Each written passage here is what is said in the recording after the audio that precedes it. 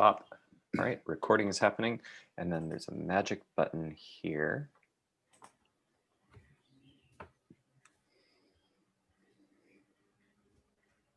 Let's see, so share to newsfeed. Next.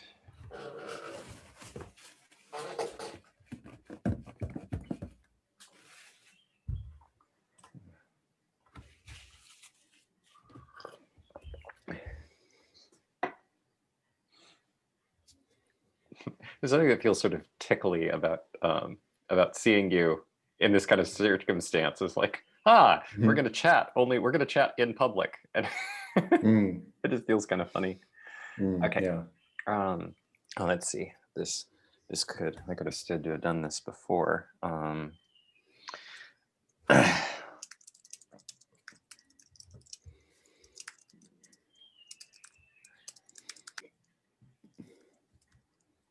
It's Brutsche. Is that right? Yep. Oh, yeah. I actually have a spelling on here too. I take it you're not on Facebook, right? Because I can't tag you. You know, I actually should be on Facebook, but I'm sort of like a ghost on Facebook. I don't actually go there anymore. But it's weird that you can't tag me. Well, I can't tag you because you don't have a Facebook account that's I think I do have linked a Facebook to mine. Account. That's well, it's not linked to mine, though. To yours, yeah. Okay, well, we now have a title. All right, do you feel ready? Yeah. All right, let's see. I click go live and then magic happens. Drum roll. Nice. Webinar is now streaming live on Facebook. Oh, it says it on your end? Oh, no, yeah, on the Zoom. It still says it's setting up your meeting for Facebook Live. Done, redirecting to Facebook Live page. There's often a delay before Facebook tells me it's streaming. Here we go. Okay, now it says it's live. Cool. All right, great. And so then I'm going to do this trick where I open this and I start getting echoes. There we go. Then I click to expand. Is that on your end? Oh, no, yeah, on the Zoom. And then I mute it again. All right, great. This is a trick that lets me see if people are commenting. Nice. All right, cool. So we are live. Hello. We are live. How many times have you done this live thing? Well, I've done a whole lot of lives on my own. This is day 33 of a stream that I've been doing each day. But this is the second one I've done with someone else. The first one was last week. So I want to give everyone who's popping in a little bit of context. Logan and I have met, was that like back in August? I think it was, something like that. You must be, yeah. Yeah, at the Rebel Wisdom Festival. Like Rebel Wisdom is a kind of, I don't know, like an alternative journalistic investigation group that's looking into the transition for the human race as it's going through a loss of its sense-making abilities and what kind of platforms might make sense for a possible viable future. Some of the smartest people I know of hover in this space. It's just really fascinating and brilliant to explore. So Logan and I met in that context, and then since then we've been meeting weekly in a small group, just connecting and trying to explore, well, in a container of about 5 people, part of the issue is that we haven't had really a very coherent thing of what exactly is this group doing. We have various ideas that have put together, including the original claim of why, but a lot of it has to do with exploring in a co-creative way what living in a different kind of paradigm might be. So Logan and I chatted about, I don't remember. I think it was sometime around September-ish, just to connect. And one of the things that we talked about was discipline. And Logan emailed me recently saying, "Hey, I want to do a follow-up on that, and I want to record it so that other people can, might benefit from our conversation." And I said, "Oh, well, how about we live stream it?" He said, "That's awesome. Let's do it." Yep. So, so is there anything that you want to add to that, Logan, or any more context you want to give about yourself? I mean, I guess, and this would be a nice way just to lead into the conversation. I mean, the context for me with this topic is that, so I'm the CEO of a small team now, and that is only something I've very recently become comfortable with saying, because it's not something, it just feels like the shoes, it felt for a long time like the shoes didn't fit, they were too big for me. So I even had ways of avoiding saying that I was a CEO when describing my position, half unconsciously. So that was weird. And so being completely in charge of my time and it being up to me what to work on next, and also what to decide other people work on next. So that was happening, and at the same time, I was really starting to play with this phrase, work-life harmony, as opposed to a work-life balance. Can you live your life so that you don't? Because let's say 3 months ago or before that, I would say, okay, I'm working in these hours and I'm free in these other hours, and it felt like I needed that separation. Otherwise, I would always be wanting to play and working, or playing and feeling guilty about not working. So then we talked, and I want to say that there's this sort of concept that I loosely connect with Game B. Have you heard of the book, The More Beautiful World Our Hearts Know Is Possible? No. Okay. Well, there's this concept, I guess it's floating around. It came from that book, but it's also come up in our weekly chats, where the question as it manifests to me is, do I ever have to actually make myself do anything? Is it ever wise to make myself do anything? Like, treat myself as a master and a slave, and do the things the slave should do because I, the master, am telling myself to, even though part of me doesn't want to. And then another concept related to that is I've been experimenting and finding a lot of success in prioritizing feeling unified in myself. So if I have something in front of me that part of me thinks I should do and part of me thinks I shouldn't, or part of me doesn't want to do, if I rather sit back and explore that, that seems to always lead to a better outcome. So maybe that was a bit scattered. I don't know where discipline sits in that. Discipline sounds like such a positive word. We all would like to be self-disciplined. It's funny to hear you say that. For me, the word discipline has started to actually have a negative connotation to me. But I hear what you mean. There's something about what I imagine you mean, and that is the way that the culture as a whole considers discipline to be a virtue. Yeah. And it's like, if you can increase that, then magic happens, like the magic do it anyway button or something. Mm-hmm. Yeah. And to some degree, it seems like there's some signal in that idea of that being a virtue, because I don't want to be constantly at the whims of what I want to do, or rather, I would like to have the ability to have a goal and work towards that goal in, let's say, a disciplined way.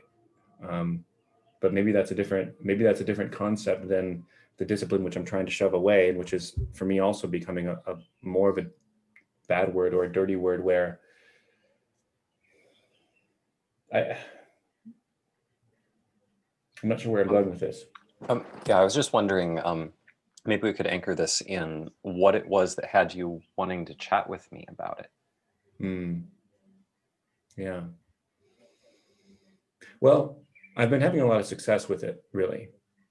As I said earlier, if I can stop and focus on why I don't want to do something, that always leads somewhere good. Even if in the moment there's a voice that's hard to shut up in my head saying, how dare you charge for this time? How dare you, be on a work day journaling about your feelings? Like that's the, most critical way to put it. And yet whenever I do that, it really seems to pay off.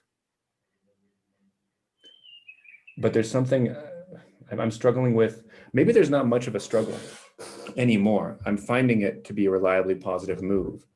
I'm a little confused about what exactly is this move that you're talking about, like making yourself do something? Yeah. So let's say my task ahead of me is I have to write some marketing content, because that's what, the team decided earlier in the day that I have to do. And I find I don't want to, and I'm reluctant to.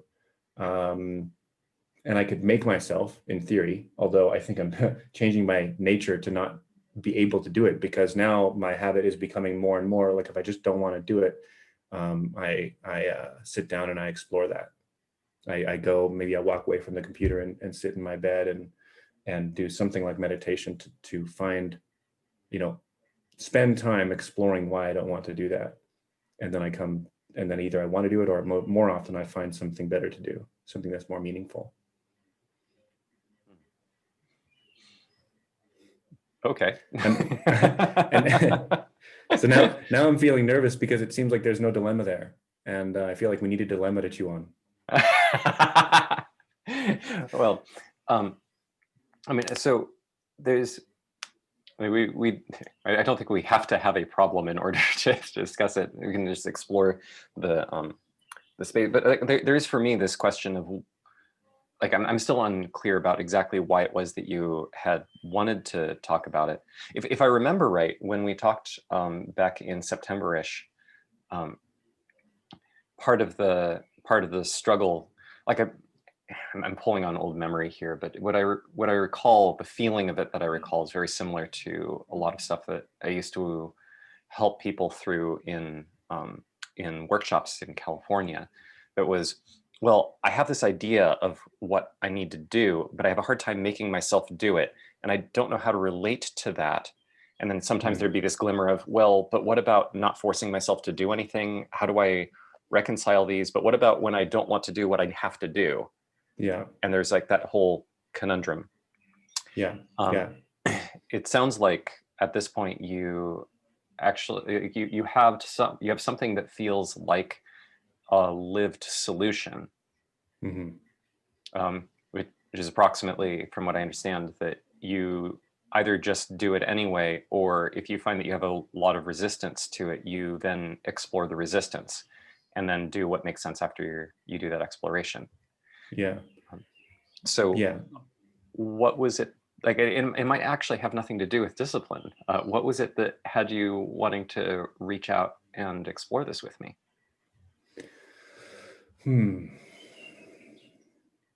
Well, I guess the first thing that comes up is the last chat we had when we had that chat, it seemed the ideas that you were speaking they seemed like too good to be true. I was afraid to hope that it could be that easy. Easy is maybe the wrong word, but that such a pure solution as something like, if you don't want to do it, respect that and listen to that. And maybe I'm putting words into your mouth because I'm actually also pulling on old memories. For what it's worth, this sounds like an opinion that I do in fact hold. Yeah. Yeah. Depends on nuances what exactly you mean by it, but yeah, I hold Mm-hmm. something kind of like that. Yeah. Yeah. And I was skeptical, and I remember saying to you, like, well, I'll try that out and tell you how it goes. And so I mean, maybe part of what I wanted to do here is just like say, yeah, it does seem to be working quite well. Oh, cool. Mm. So now you're telling me how it goes. Yeah. Well, let me ask you this. Is there do you feel like on this topic there are any tough dilemmas? Because That's a I good would have question. I would have assumed I would have a dilemma. I would be spewing forth a dilemma, and yet I find none at the moment. So, Well, so the level at which I experience what might be a dilemma is different. So I want to give a little bit of a context that I'm framing in the background, a bit of an intellectual framework that I find really helpful. This is courtesy of Perry Chase. I don't know if you know who she is. no. Yeah, I've mentioned her a number of times on these live streams, but she's actually the reason why I ended up deciding to do this. Just pointing out, oh, Hmm. there's value in, well, I mean, I got too much into that. There's this person called Perry Chase Okay. who put forward a kind of a distinction that I found really helpful. She was talking in the context of integrity, which I think is very closely related to this business of discipline. But she split it up into masculine and feminine integrity. Hmm.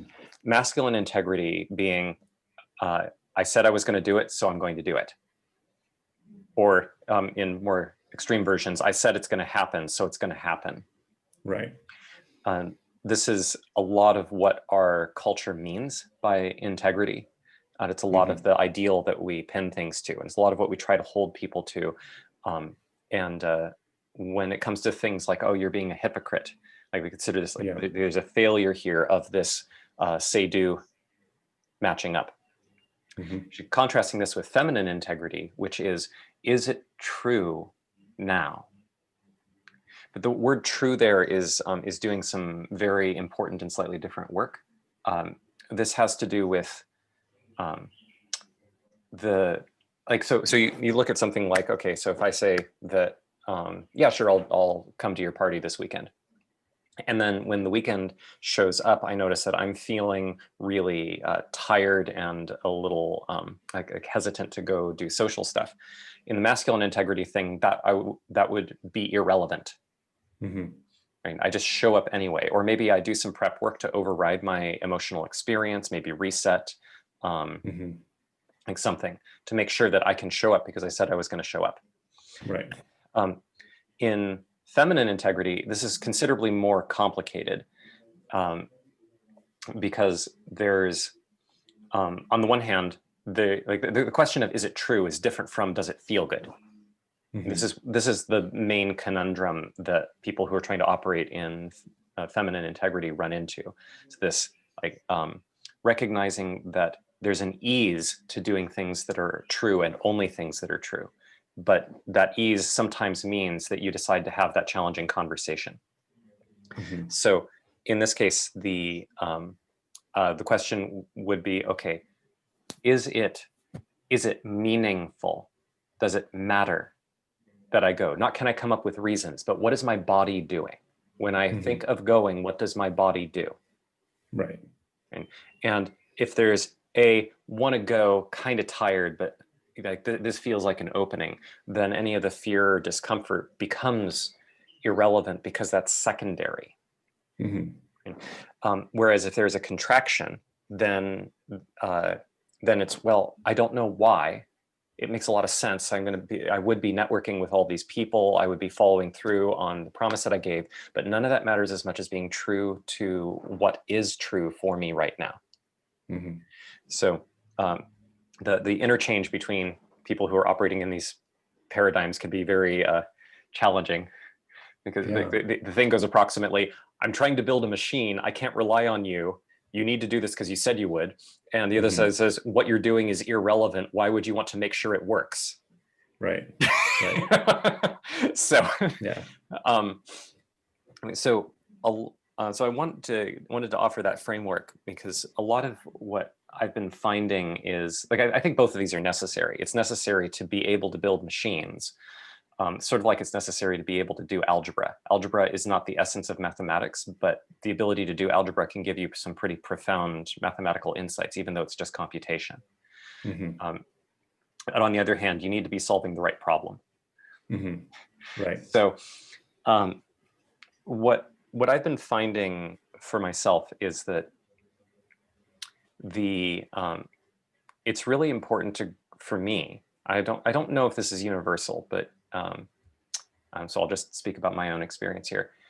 What I find is that if I focus on the feminine integrity side as the foundation, as the context, then I'm more likely to be working on the right problem.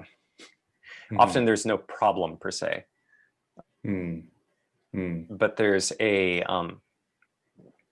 sense of what makes sense for me to do right now.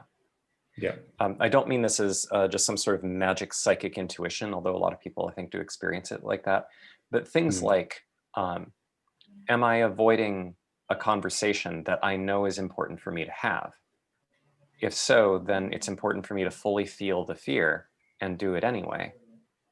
And you could call that discipline, but what's supporting me, sort of the wind at my back, is the somatic sense of this is what's true and right. This is what matters.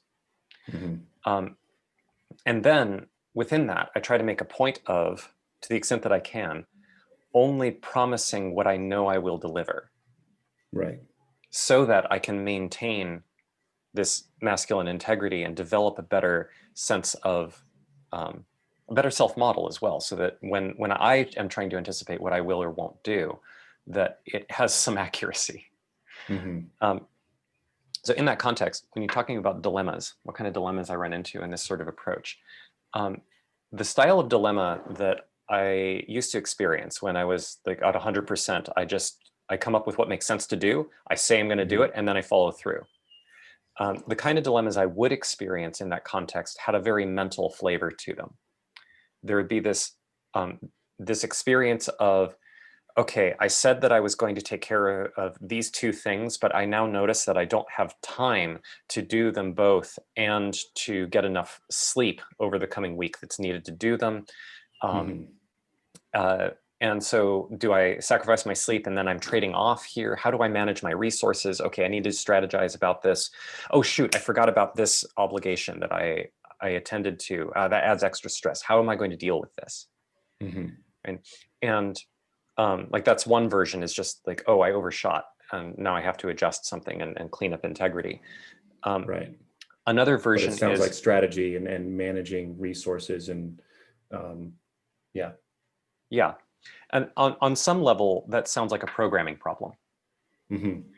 Right? Just what algorithms do I run? What do I promise? I made a mistake here. I need to update my models and make amends and then go forward given that situation. Like there's a way where this sounds almost mechanical, Yeah. but but there's a part of my heart that doesn't buy the mechanicalness.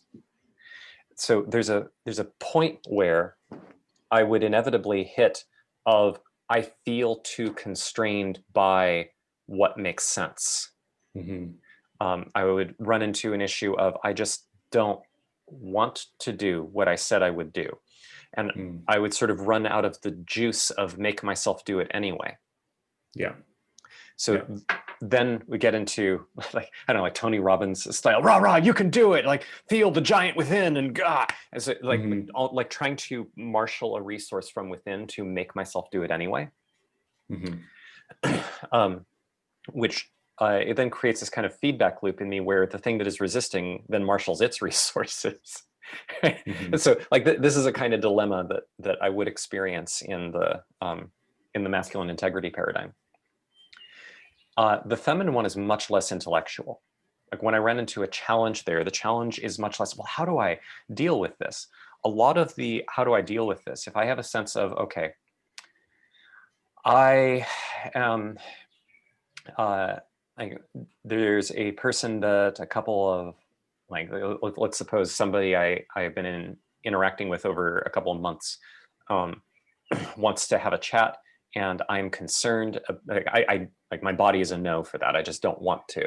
Like I don't want to Mhm. meet for a conversation, um, but I don't want to give the impression of pushing them away. There's like Mhm. hesitation. It's like, well, how do I deal with this? How do I say no in a way that's kind? I don't see a way to do that. And like that's in some sense that's a dilemma, but the dilemma is how much do I want to trust my body?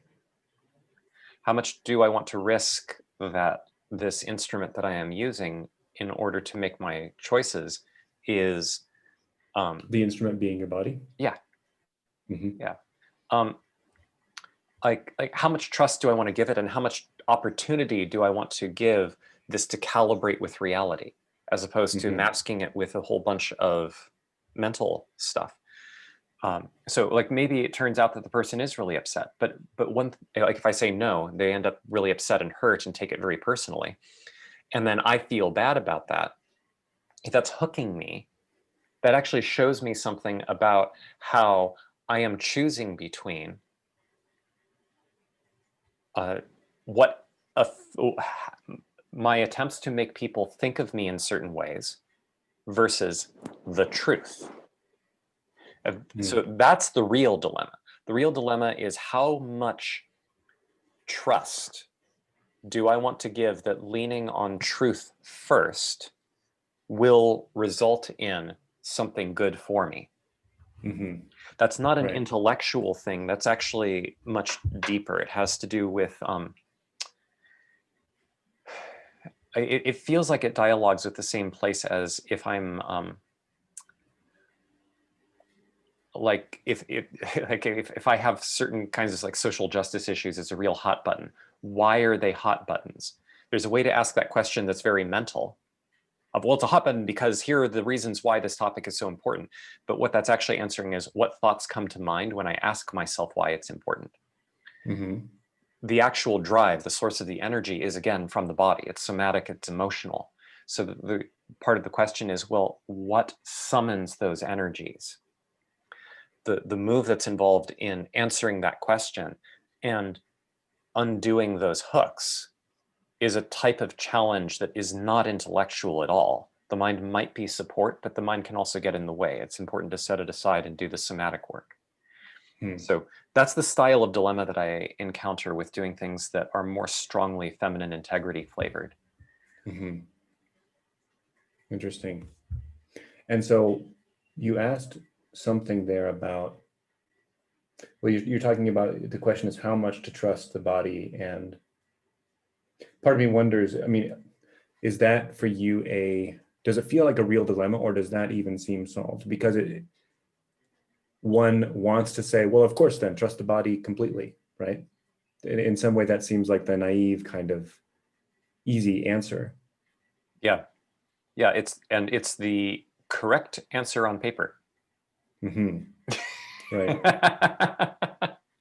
Yeah, so this is what I meant by there's a very mental flavor to the kind of like challenges or dilemmas that show up in the masculine integrity. And when you take that feeling and port it over to the kinds of challenges that show up, like I even don't want to call them dilemmas. It's more like what is hard? Like what is it that's hard over here? There's something like to the extent that I am not enlightened, every piece of non-enlightenment is a challenge to doing this fully.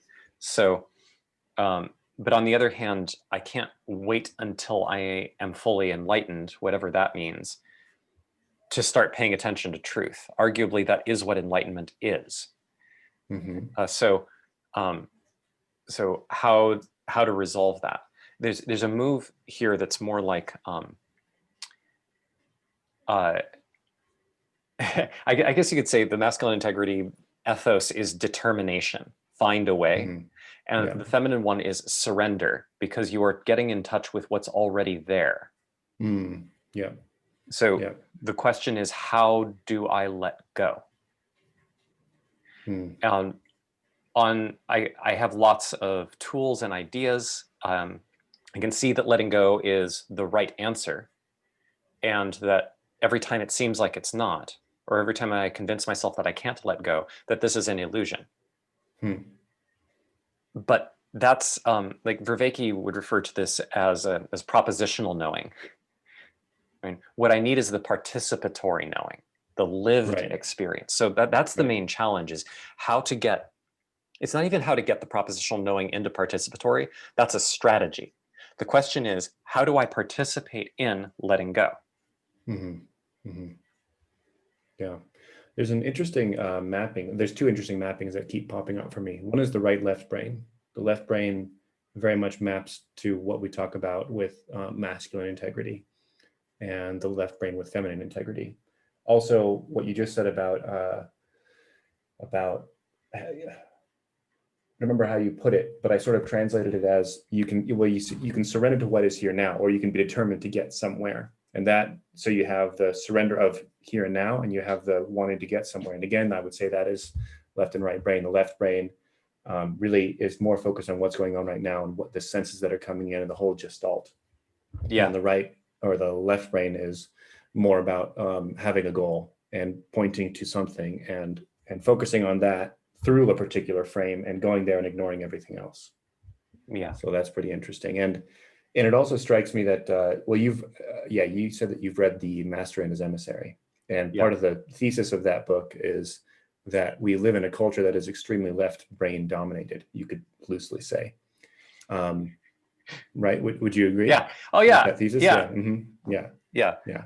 I wouldn't say that's his main thesis. I guess the main thesis is something like and that's bad. Right. Yeah. Well, and so it just makes me, well, then it just seems like it's not a coincidence then that typically today we are focused on the masculine integrity and focused on not being a hypocrite in our left brain dominated world, where we are very good at doing things, but maybe not so good at knowing what we should be doing. And that could also explain why someone like me who's grown up in this culture would have such a tough time accepting as a plausible thesis that if I don't feel like doing something, I should slow down and figure out why. I mean, I went through a school system that basically stamped that out of me, or, well, did its best to. I guess there's still something left.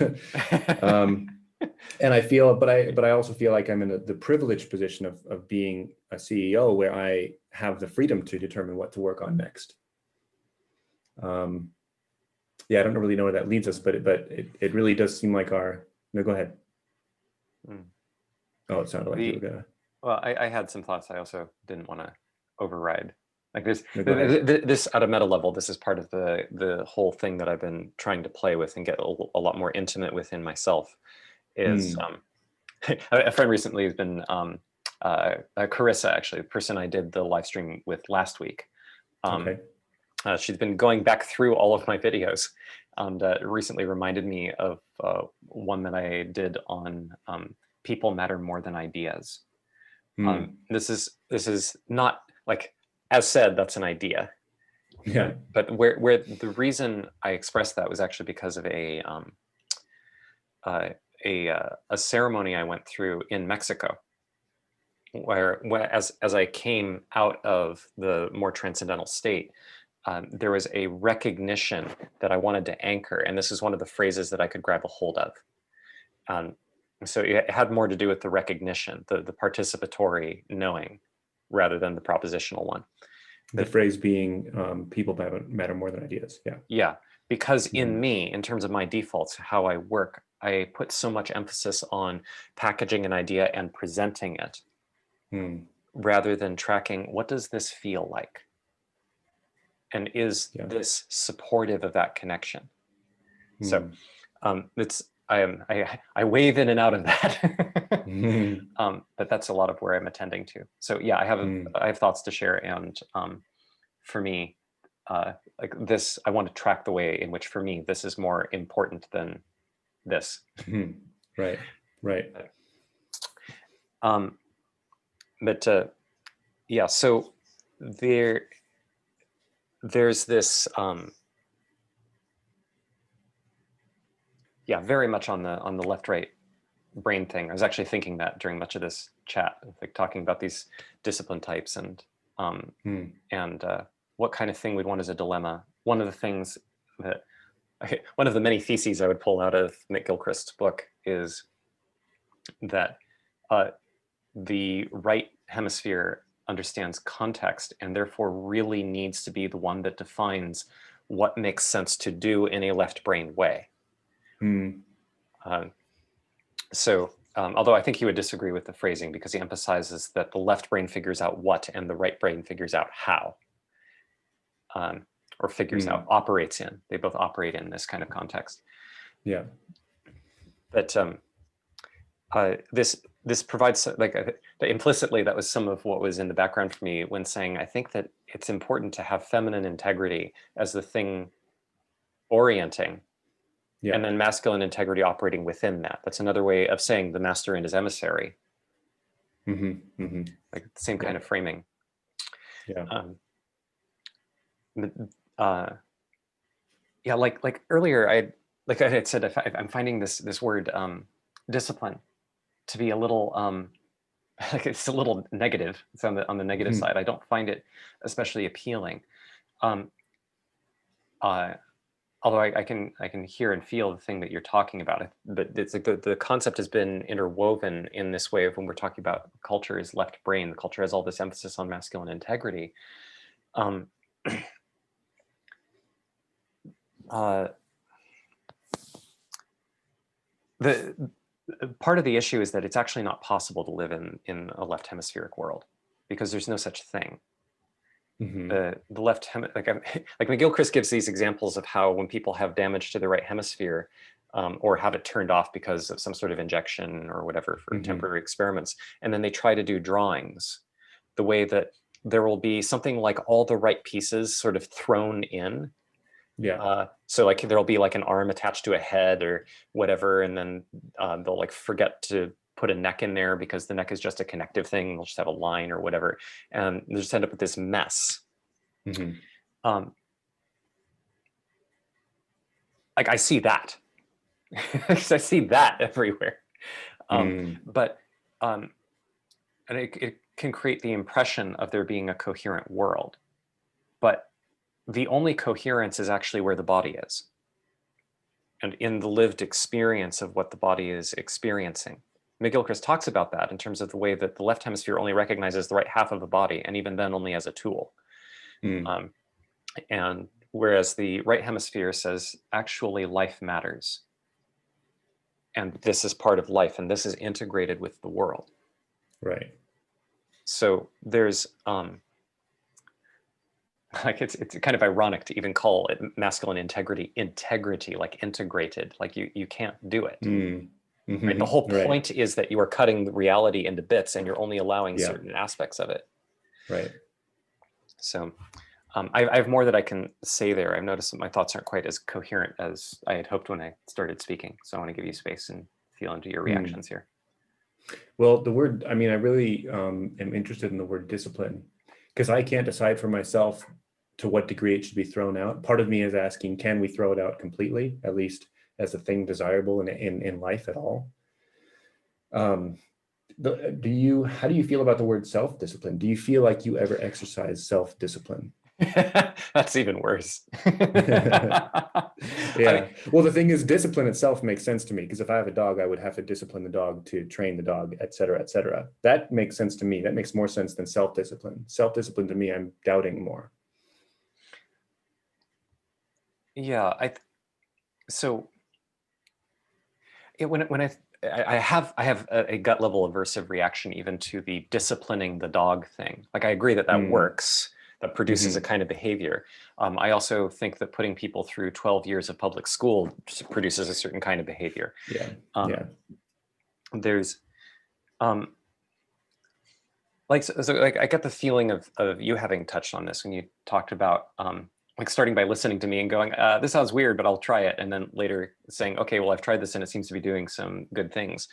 The piece in what you're describing that stands out to me most clearly about that is this bit where when you don't want to do something and you have a hard time bringing yourself to do it, you take some time back to explore what the resistance is about. This contrasts a lot with the cultural attitudes around things like, well, like there's so many examples. I'm trying to pick one.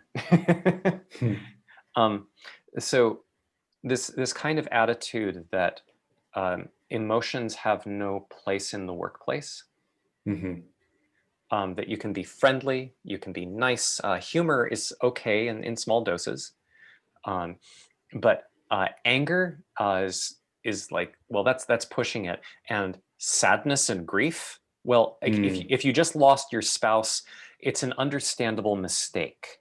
Right. You can't help yourself. But if you could just pause your emotions while you work and then turn them on again afterwards, then, well, there's almost this attitude like there's something a little irresponsible about not doing that. Right? So there's this, so when in terms of talking about discipline,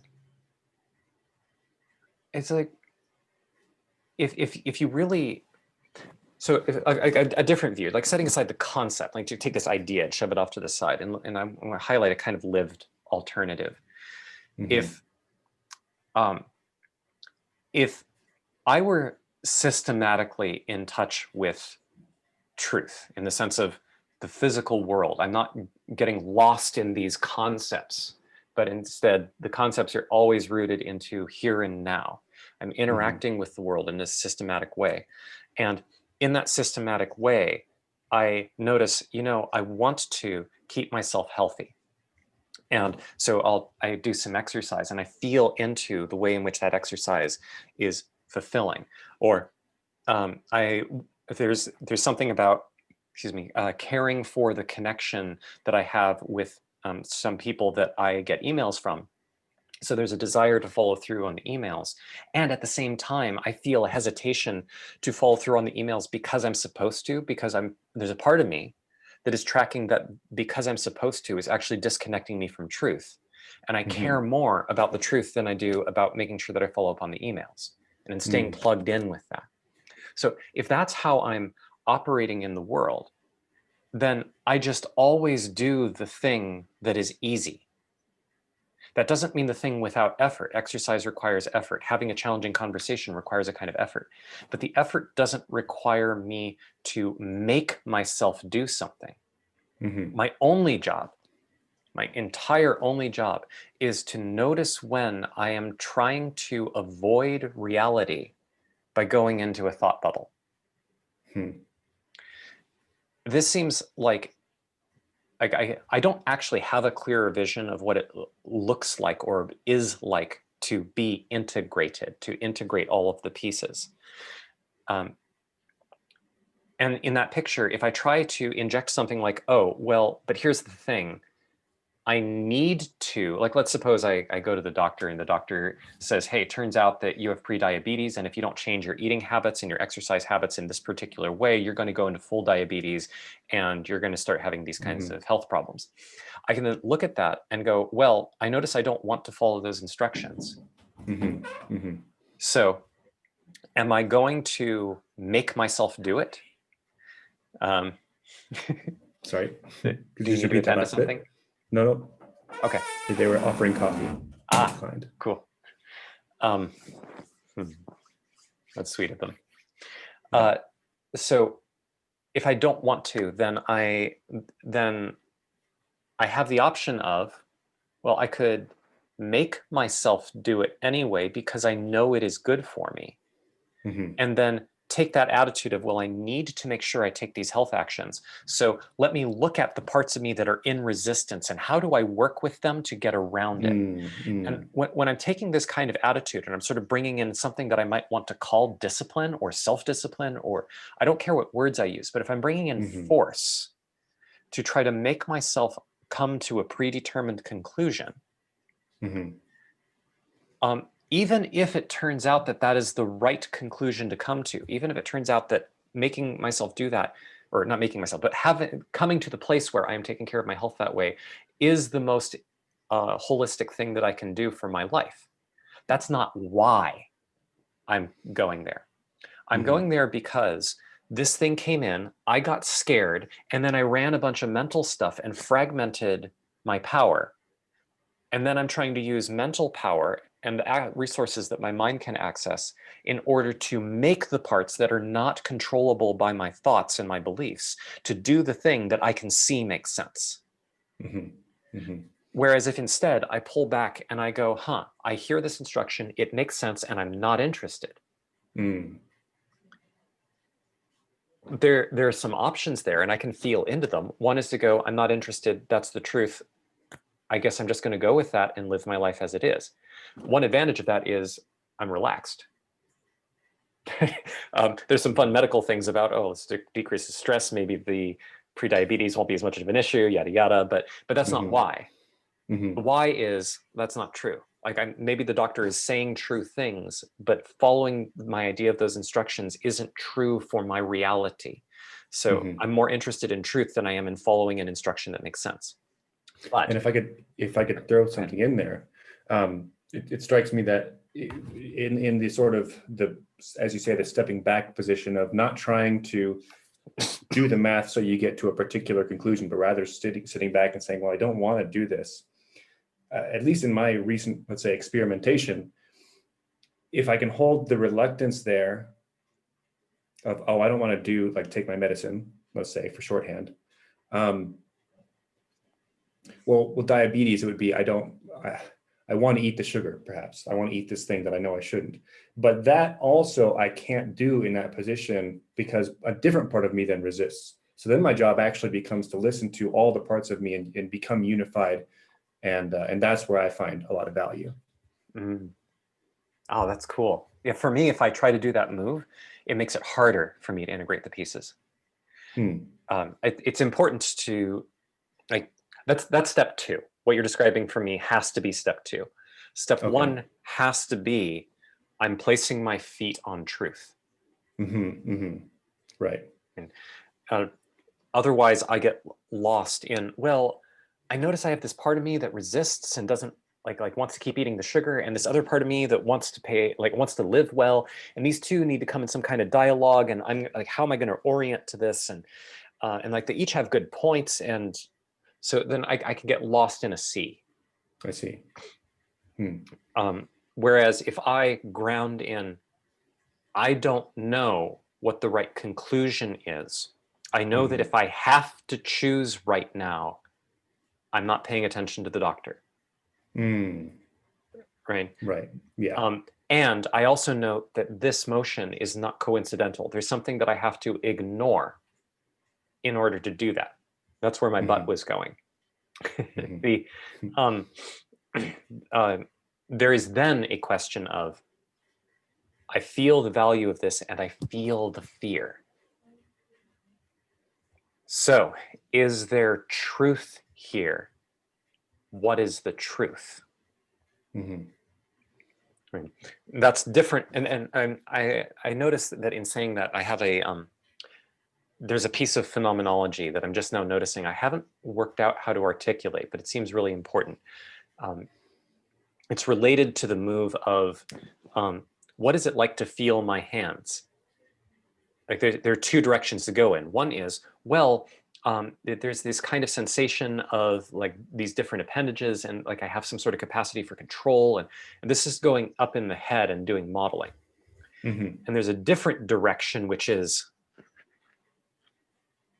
right, the answering by looking. So when I talk about feeling. what, yes, yes. So when I say what is true here about the doctor, I don't mean, well, let me examine the evidence. Right.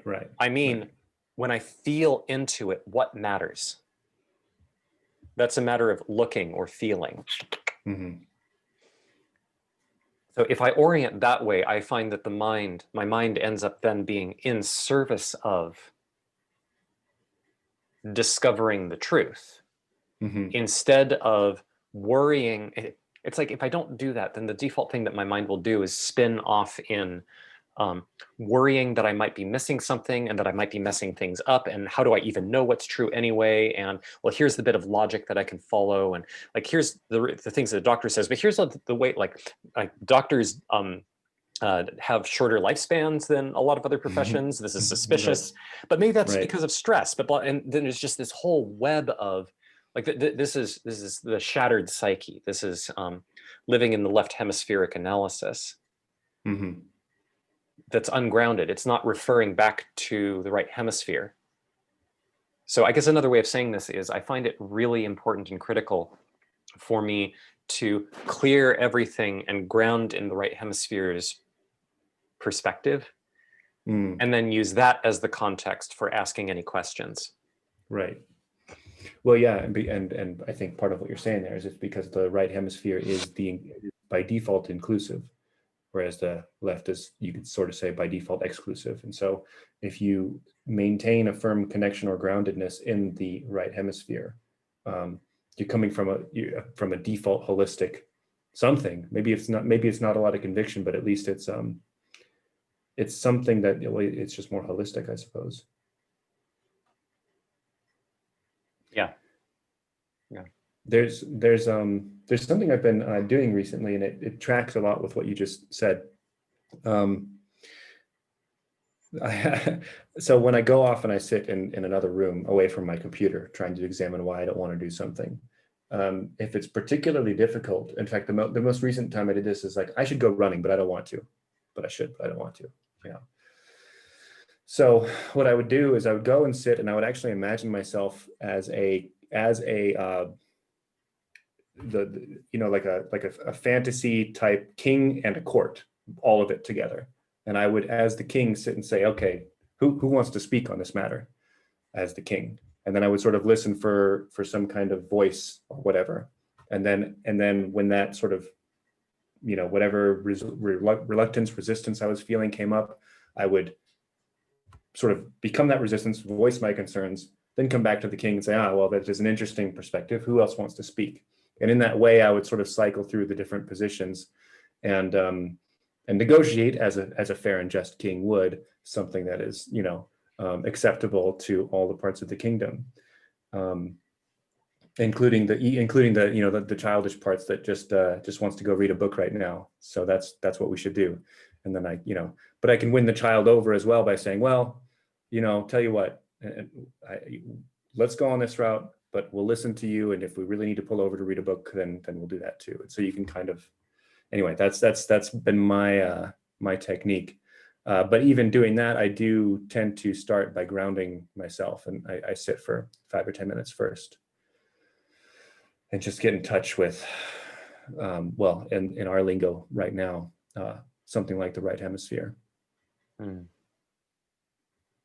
Yeah, I mean, you're describing that. It reminds me a lot of internal family systems. That's actually where I got the idea. So I read that book, and now I've been doing this, which seems to be a offshoot of that system. Mm. Yeah. Hmm.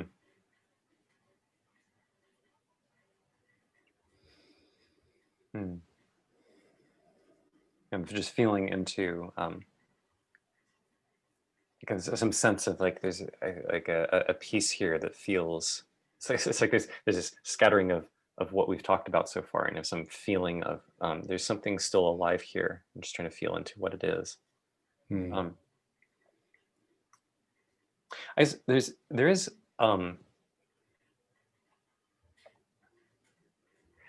There's something that I've often experienced from you in terms of I don't quite know how to name this, so I may stumble around a little bit in trying to pin this down. But it's something like when you talk about this thing of, okay, so with running, I should go running, but I don't want to, but I should, but I don't want to. And the fact that the whole context of this conversation was you wanting to explore something about discipline. There's something about all of that that, like, without knowing you, my impression would be that this is somebody who's operating in a very left hemispheric way of orienting to how to organize life, and something like, well, it only makes sense for the right hemisphere to come in if there's a left hemispheric model for Y. And even then it might boot up the left hemisphere's model of the right hemisphere instead of actually handing power over. But I know you and can feel like the kinds of things that you try to do here, like when you're talking about grounding yourself and the way that you're recognizing the reference to the right hemisphere. So there's, for me, this kind of it's a kind of dichotomy in terms of my sense of you and how you orient to things, and the fact that you value stuff like leaning into vulnerability, authenticity, the whole game B scene, the fact that game B for you is not just a theory, it's something that matters and you're trying to live and you're trying to bring forward. So there's, for me, like, my body's confused. Like I don't have a clear sense of the why of it for you. Like, part of it is the part of what's going on for me about that is I find myself leaning in a direction where the concept of discipline is one I just don't refer to in how I operate in my life. Right. I've come to view, and almost any time I use the energy behind the word should, like I should do this, or they should do this, or that shouldn't happen, that to me is a loud sign that I am actually disconnecting from truth. And so I actually use that as a reflection to go, what am I missing? What am I ignoring? Where am I scared? Can I be more grounded here and now and use that as the foundation for orienting to things? So I don't even answer the question, should I or shouldn't I? What does should mean? For me, that entire question is irrelevant. It's like trying to do philosophy on a stop sign instead of recognizing there's a stop sign. So I stop and then I carry on. But I noticed that you're... It's just really interesting. I want to point out that the should, you said, you take the should type thoughts as a sign that you're disconnected from reality. And just occurred to me that by the concept of should it's almost like a premise that reality is not reality. Like, oh, if something should be something else, let me back up. Like there's a phrase, how do you know that things should be happening as they are? Well, because they are. And so to put a should in there is to kind of dictate to someone or something or the universe that no, this isn't right. This isn't really how it is. you're putting that distance in there, that disconnection from reality when you live in should. And again, it seems like a left hemisphere brain. And I don't want to over demonize it as well, because I think that something about the should energy or the direction, being here and wanting to be there, I think is very much what makes us human. But back to sort of the cultural imbalance we have, I think we're way overbalanced in that should energy. We're always about should. And I want to interject that the whole thing about demonizing should is an example of the thing that it's demonizing. Because to demonize should would be to imply that should not exist. Right, that it's wrong and that we need to not do that. And like, right. Okay. Yeah, those are those funny I don't know how to put it, like contradiction or dilemmas that come up when we try to let go of should. Again, implying that I have a goal of letting go of should, and it's very hard to do things without any sense of wanting something. Like, yeah, right. Well, and that gets back to sort of, it seems like there is a place for should, or something like should. When I get to those dilemmas, I don't know what to do other than kind of go, and then back off a little bit. When it's like that tightly wound up, like, oh, should, but then the should points back at itself in a weirdly invalidating way. And I'm like, okay. Yeah. Yeah. There's this beautiful piece of logic I realized a few years ago, and it's totally a left brain thing. It's but it's essentially that there's this piece of logic. This shows up in Gödel's incompleteness theorem, in the proof of the universality of the universal Turing machine, and in the limitations of computability. The fact that, for instance, you cannot build any computer that can tell you whether a given program will ever stop. Right. It's just not possible. So a lot of the proofs and thinking that go into that highlight that, although I'm doing a lot of translation here and a little bit of poetic interpretation, but the logic basically points towards every left hemispheric model that has the potential to model a world, and therefore that we can have the impression of entering and being in, has in it a glitch that is about how it refers to itself, that demonstrates the fact that the left hemisphere can never actually encapsulate the world. Interesting. So one way this shows up, for instance, is that the standard, the scientific materialist worldview, that's definitely a left hemisphere model cluster. The place where one of the places where this shows up is, well, how do you know the math works? Like, if you can't use experiments to derive that, because you're using the math in the experiments in order to determine what the experiments show. Right. So how do you, like, one way to ask that is, how do you know you can trust the math? Where does the math come from? There's some process by which consciousness experiences the mathematics, and then there's knowing that theorems are correct, and that knowing becomes the foundation of how you decide what is physically true. But then there's this, like McGilchrist talked about this thing that I now refer to as the "that's my mother's arm" fallacy. Oh yeah. The way the left hemisphere will delete information from its input, or master rationalization in order to maintain its perspective. And it's not even like fighting, it's just going, fact, that's irrelevant. And you go, what do you mean it's irrelevant? What's irrelevant? Right. So in the same way, the scientific materialist community finds this question irrelevant and uninteresting. They'll do some philosophy, but like even mathematicians, when they determined, when they found out about Gödel's incompleteness theorem at the turn of the 20th century, their answer, like, there was a bunch of flurry about this and confusion, but for the most part, most mathematicians didn't care. The reaction was a shift in techniques, and now almost everything is based in set theory, even though one of the things proven is that set theory cannot encapsulate everything that is true that you want to prove, but it still gets, this is still the standard language. So there's, so I bring that up because this particular thing that you're highlighting, the way in which, well, but it's like, when I think about it, in order to do something, I have to want to do it, which implies that there's some way that I don't like how things are and I want them to be different. But that entire way is disconnecting from reality. And then so how do I deal with that? But that's the left hemisphere asking these questions. Yes, yes, yes. The right hemisphere has no confusion. Right, right. And it occurs to me as well that when as I said, when I encounter these things, it seems like I go, huh, and then I back off. And I think the backing off actually is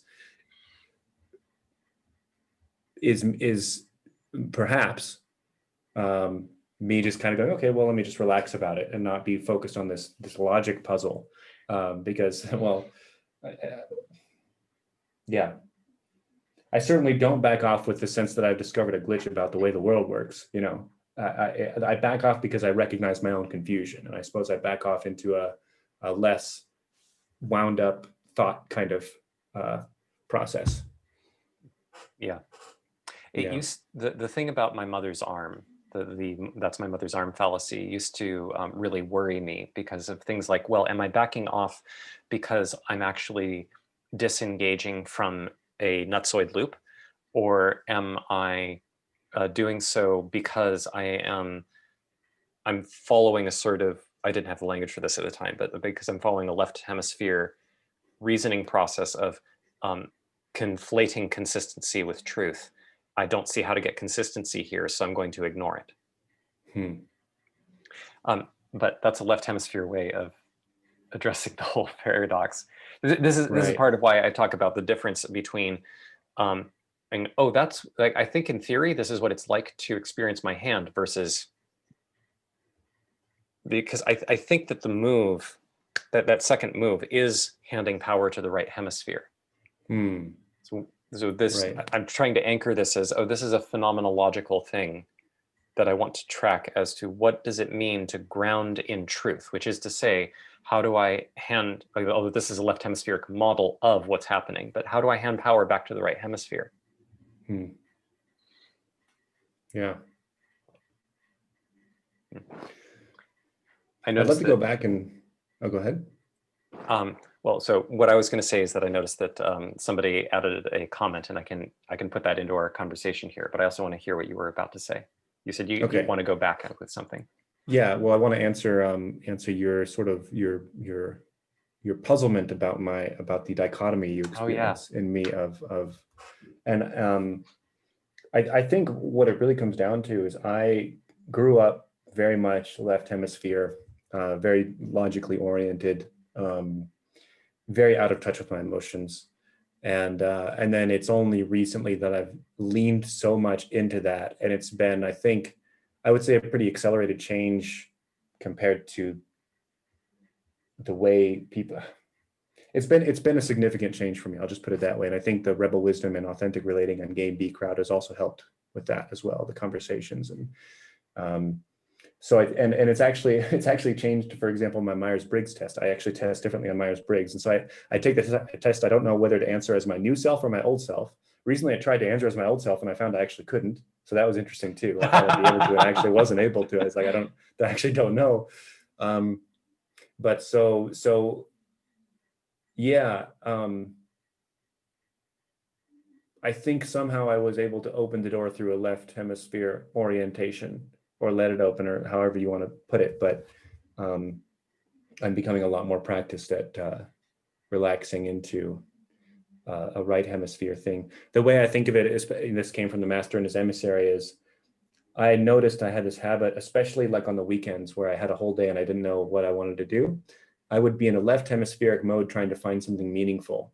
And it's like my soldier was running around trying to find a mission, and so focused on that, he didn't just relax and go back to the commander's tent and chill out for a bit until the commander had something to say.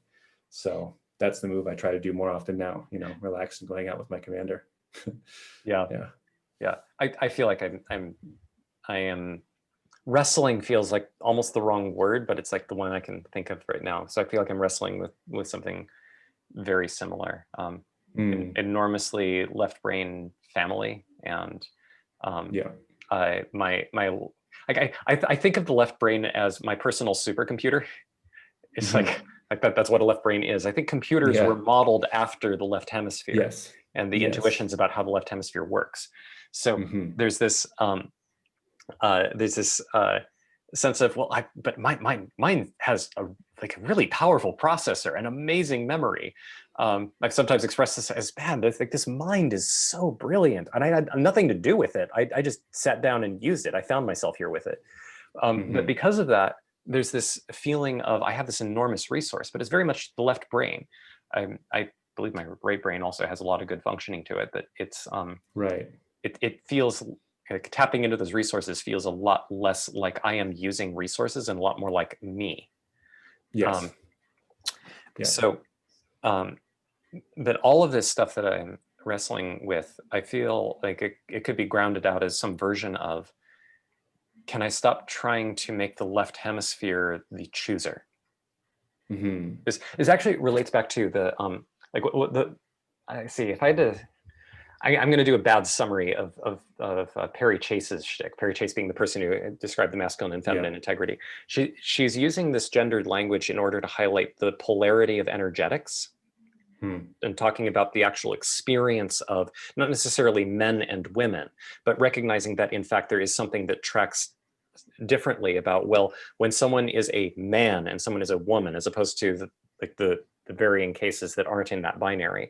But there's Hmm. something that's being tracked, and that there seems to be something like, if you have more testosterone, there's going to tend to be some tendency towards expressing the masculine energies, Hmm. and more Hmm. estrogen tending towards the more feminine energies. So what are these energetic signatures?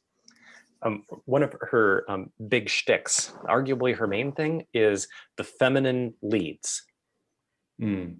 Um, she'll emphasize ways in which the masculinism like wants a clear instruction and wants to have a clear plan, and Yeah. wants to be able to use these resources. And she'll use this as a metaphor for highlighting how, yeah, we have a very masculine dominated culture that is very misogynistic.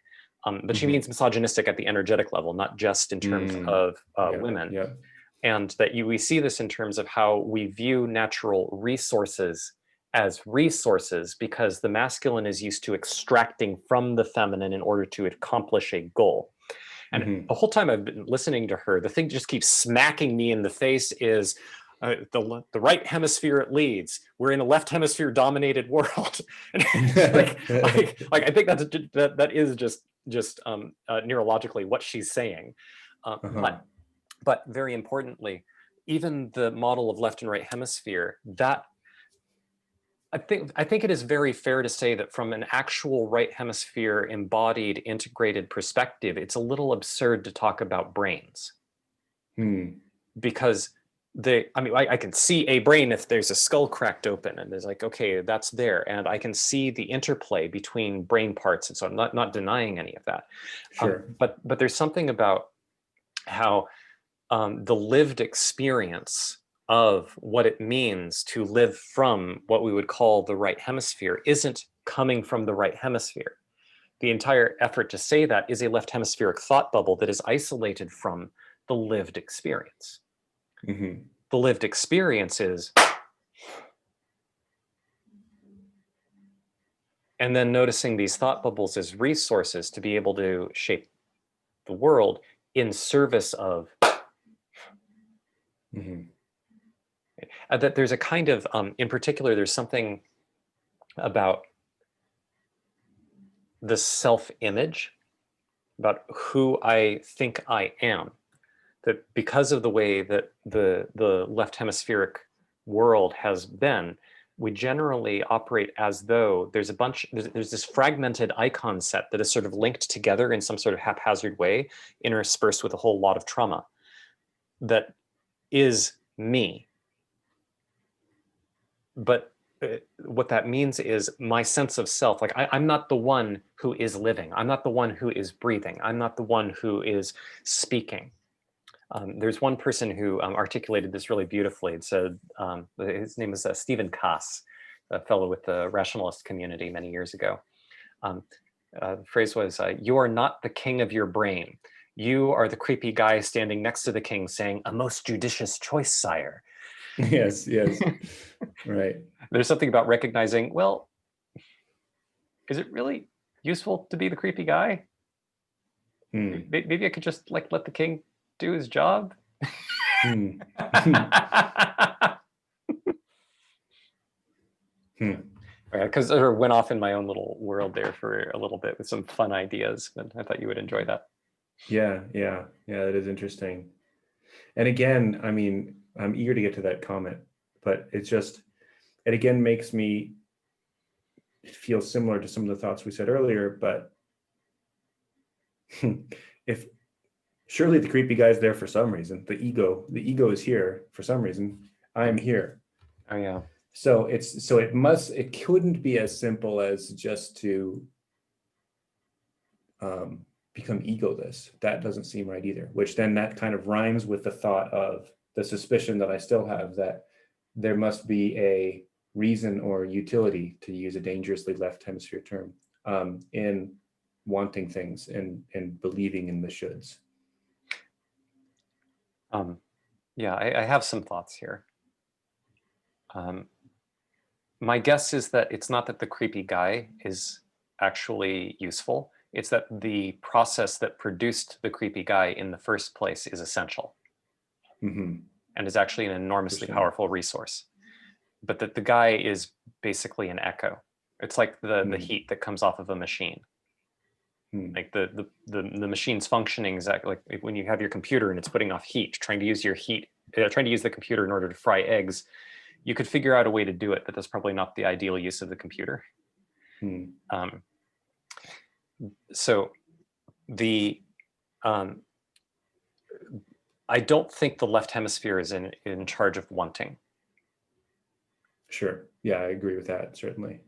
And I also suspect that there is a right hemispheric version of should. This shows up, for instance, like like the like this has been particularly alive for me lately because I've been talking a lot about death and dying and deathism. I don't know if you know, and I have talked about this. So the term deathism is alien to you? Yeah. Okay. There's I don't want to go into too much detail. I'll just say that it is fair to say that I grew up immortal. And like my whole family had this sort of attitude of course you want to live forever. They signed me up for cryonics when I was about 5. So I grew up with a very different attitude towards death than the surrounding culture. Yeah. And in particular, it wasn't scary for me to look at because I just assumed I was going to live forever. That didn't change until my 30s. So the one of the I lost the thread. Where was I going with this?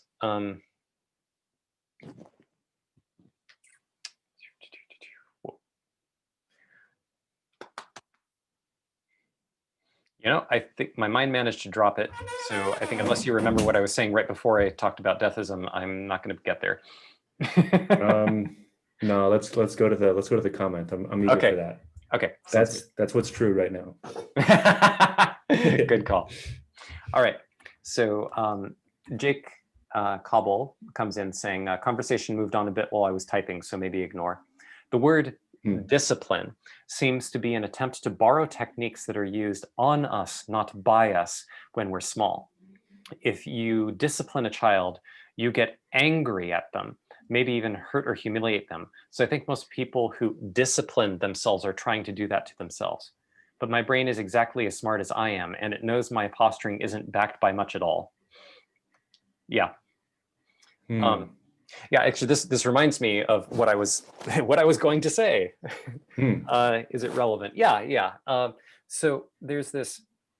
So what I was going to say about death and deathism. So one of the challenges that I keep bumping into is this claim of things like death brings meaning to life.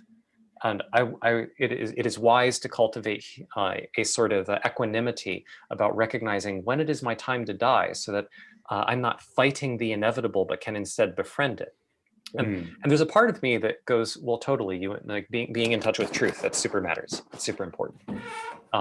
And but at the same time, um, if if someone you love has a heart attack, you don't look at them on the floor and go, oh, well, this is what brings meaning to life.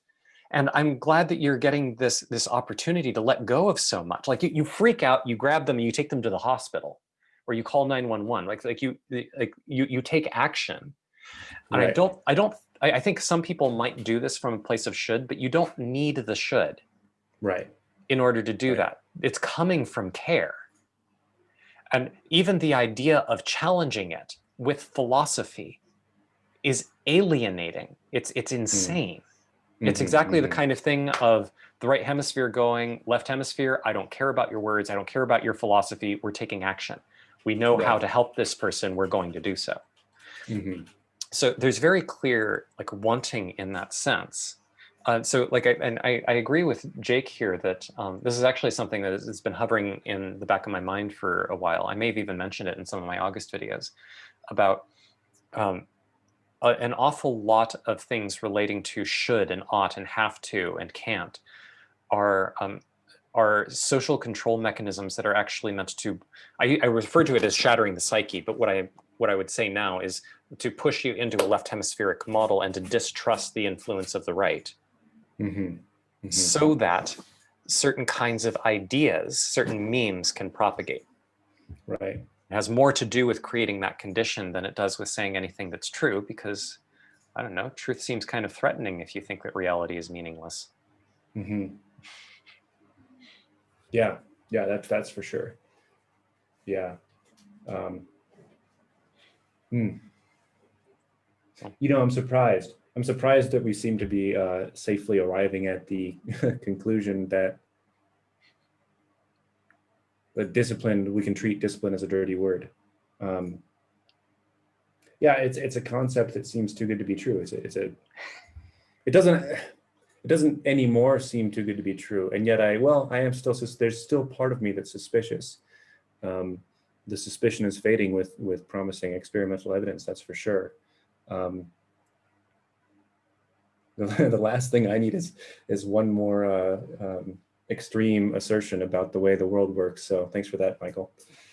Now I'm gonna go around telling people that should is a lie and and that no one needs any discipline. But yeah. Well, I suspect that the inclination to try to proselytize about these kinds of things is actually an instantiation of the mechanism. There's like imagining what it would be like to actually stably live in a state where this moment is the ground of truth, and that the source of action is the same place from which you save a loved one, you get them to the hospital when they're having a heart attack, the same place from which you hug somebody that you care about when they're hugging you. There isn't an analysis about that. That's just what it means to be here. That's part of how the fulfillment of desire is. When I'm hungry, I go downstairs and I eat. Yes, there's wanting involved, and I can analyze, but also if I'm not thinking, there's living. I just do it.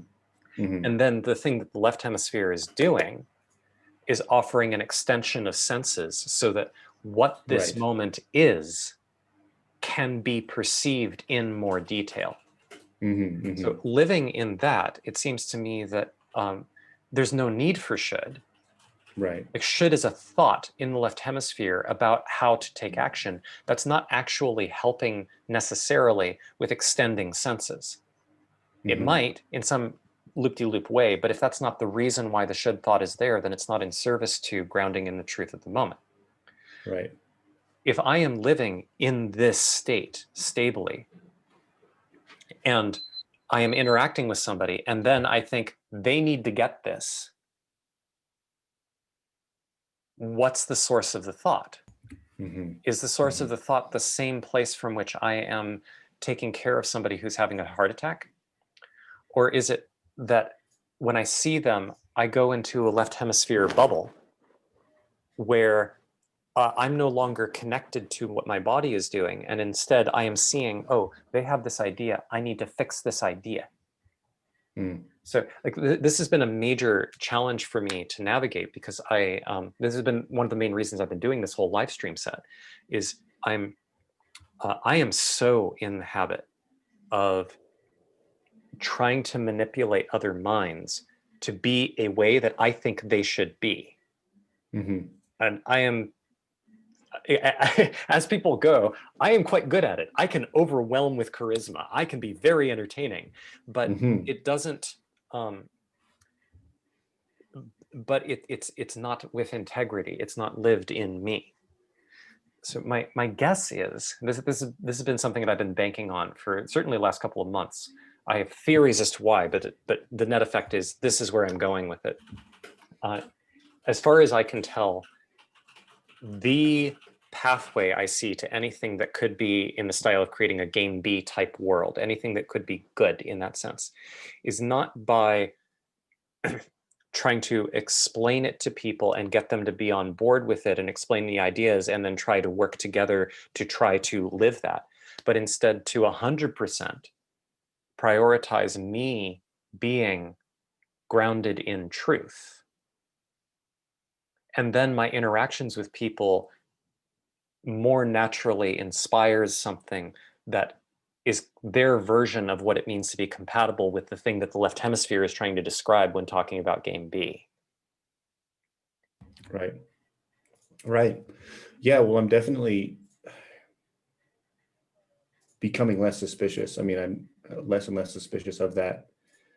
I just want to name the foremost thought that tells me that it's too good to be true. Like the major part of the foundation of the suspicion is something like, no, if you are living in the moment, for some reason, the scene that's stuck in my head is like you walking downstairs to get food. If that's your whole reality, surely you will not be paying attention. Things will fall apart around you because you're not paying attention. Like that's the thought. If you're just focused on what's going on here, you're just letting disaster happen. Yep. Yeah. But yeah, but I mean, I can argue against that as well. And this is where I land more these days, which is the local is the only reality anyway. I mean, in some sense. And if you have your eyes open and you are in the moment, it's hard to imagine the world's going to explode and the moment will end because you weren't paying enough attention. Mm-hmm. Yeah. The place I find myself wanting to invite is when you're listening to this concern, like, oh, is things going to fall apart? Is the concern true? Mm-hmm. Exactly. Yeah. Well, it's there for a reason, you know, worth listening to at least. Sure. Yeah. Yeah. There's some logic that jumps to my mind. I wrestled with this quite a lot. This is one of my big objections to lots of practice of mindfulness is, well, what am I actually practicing? Am I practicing ignoring everything?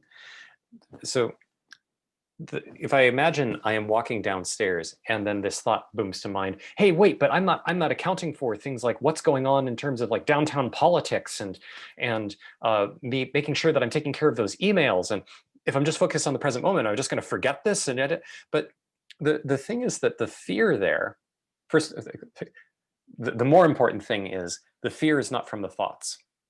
This is something I've come to discover for myself, that those thoughts came second.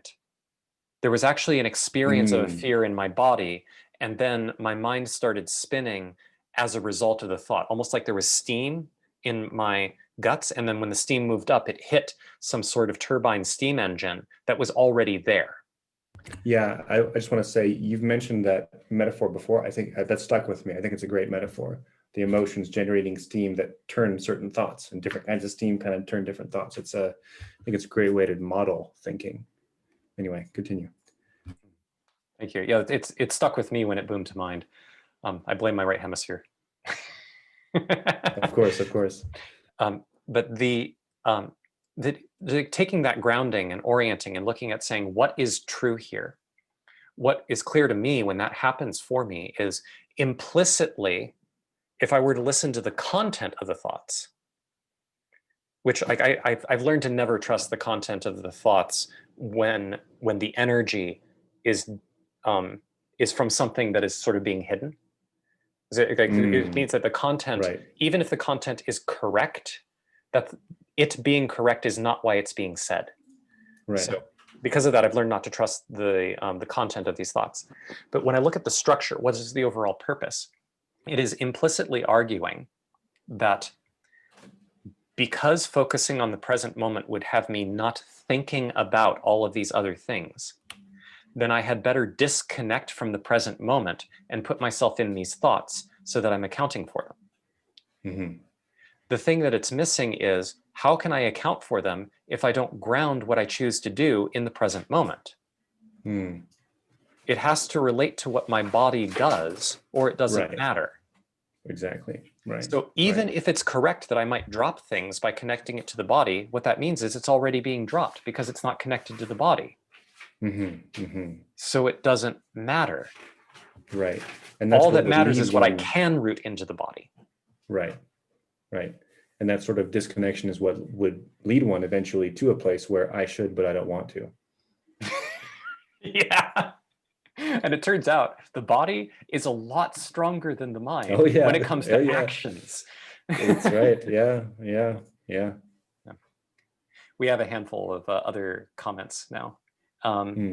Let's see. So David Swedlow says, maybe the dominance of the left hemisphere arose due to an actual abundance of resources discovered that were not being put to use, and the coming up with a narrative that the left brain can use as a directive for how to activate these unused resources. I think the whole brain, both hemispheres, conspire to see where this takes us, and then they both kind of forget in order to allow the narrative to play out. Hmm. Yeah. So it sounds like a thesis on sort of a Jungian collective consciousness type of field. Yeah.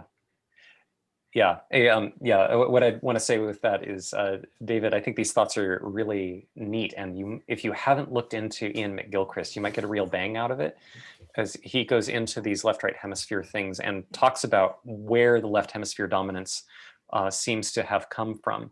I think that you might find it really interesting. Your thing may be true as well. I haven't given it any real thought in this framework. McGilchrist's basic idea there is that um, the right hemisphere, because it's about the whole context, understands the context of how the left and right interact, what they're for, etc. But the left hemisphere alternates between not believing that there is a right hemisphere and thinking that the right hemisphere is kind of antagonistic to what it's doing, because the right hemisphere wants to um, end the processes that the left is doing in order to integrate them into what is relevant, whereas the left is defining relevance in terms of consistency within its models. So to the extent that the left and right disagree, the left doesn't see what the right is for, but the right absolutely sees what the left is for. So there's a power asymmetry that goes the right handing power over to the left because it needs the left to do a computation, and then hoping that the left will figure out that it's important to hand power back to the right eventually. And maybe getting more and more forceful and bullying in the form of, guess what? We don't want to. Guess what? You can't get out of bed. Yes, I am sorry, but you cannot walk off that cliff no matter how much faith you have in Right. God. Yeah. Jake puts in, it looks like this is meant to be a humorous quote in a reference to something 10 minutes ago. It says, calm down. All I did was make his whole life meaningful, officer. I remember the context, so that's a cute comment. And then David pipes in again saying, quote unquote, actual in above comment is problematic. The relationship between actual and potential has an interesting flip between masculine and feminine expression. Yeah. Yep, I agree. Actual potential, it just makes me think of what's present and then what do we want, or the shoulds. Yeah. This is a piece of the left and right hemisphere models that I'm actually not very familiar with about how does, like, I know that McGilchrist talks about how in general, the left hemisphere is more future oriented, whereas the right hemisphere is more past oriented. So the inclination to to feel the meaningfulness of the history of something, and to recognize that when I like the fact that my partner and I have been in a relationship for over 3 years matters to the context of what our interaction is. Whereas the left hemisphere has more of a tendency to focus on the future and potential and what we could do, and a lot of optimism. Like the whole Right. technological singularity is absolutely a left hemisphere wet dream. So, but at the same time, these are not a very clean divide. These are general tendencies. These things like the right hemispheric urge towards protect the people I care about is not just because there was a history, but because them dying would be bad. Right. So there is a relationship to this stuff. A left hemispheric analysis of history is a little strange. They're like, and then when this number was the year, this is what happened. Like, it's very useful when reintegrated, but it's very weird. So there's something about what actual and potential mean in terms of the left and right hemispheres that I find a little tricky as well.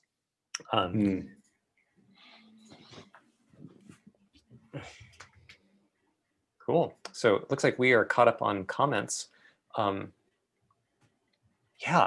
I've enjoyed our kind of scattered way of playing with these different set of concepts. I'm wanting to check in to see whether there is something here that still feels alive to you, some sort of itch that you want to dig into or ask or wrap up. Not really. No, I feel pretty satisfied. That was a cool romp. I'm a little embarrassed. I came unprepared to not have a dilemma. I feel like I stumbled a bit. About a quarter of the way through, I felt more comfortable. So cool. Yeah, okay. There have been a lot of these live streams where I've shown up holding an energy in my body of there's some sort of issue here or some sort of thing, and then I'll hit live stream without having any plan, because that's the whole point, is me showing up not with a left hemisphere model of what I'm going to do and then try to implement that, but instead grounding, showing up, and then having the left hemispheric functions be of service, trying to be in contact. There have been so many times now where I've shown up and I've gone, well, here's this issue, and now that I'm talking, that I noticed my mind is going in a different direction, and I have gone in cycles over these last 40 minutes and I don't know what I'm saying. So I guess I'll end my live stream now. But I've come to realize the whole business with needing to avoid embarrassment is part of disconnecting from the reality of the present moment. So for me, there's actually kind of a deliciousness of, oh, weren't prepared and cool, and I'm totally unbothered by it. And to me, it's I found it a little challenging at the beginning, and I didn't mind at all, and I liked where we ended up going. Yeah, it was fun. Yeah, I think at the beginning, I think the fact of the live stream actually got to me a little bit, and then when I didn't have a dilemma, I felt like I got all nervous. I mean, it's hot here in South Africa anyway, but I felt even hotter. Then I was like, oh goodness. So yeah.